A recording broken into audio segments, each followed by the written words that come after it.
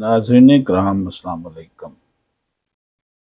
حرام مال کھانے کا لالچ خواتین کے حقوق پر ڈاکہ مارنا، ان کو وراثتی پراپرٹی سے محروم کرنے کی ایک بہت بڑی وجہ بن گئی ہے۔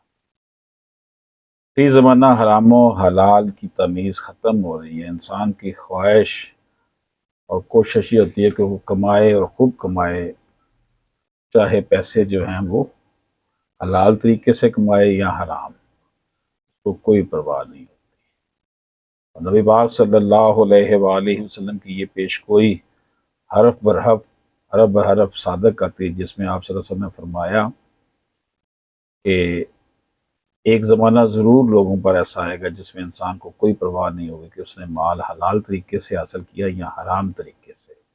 بس وہ مال جمع کرے گا، اپنی جیب بھرنے کی تبدو میں لگا رہے گا، گو کہ حرام طریقے سے ہی صحیح، حالانکہ حرام کمانے والا، کھانے والا، کھلانے والا اللہ کی رحمت سے دور رہتا ہے، حتیٰ کہ اس کی دعا تک قبول نہیں ہوتی۔ ناظرین اکرام،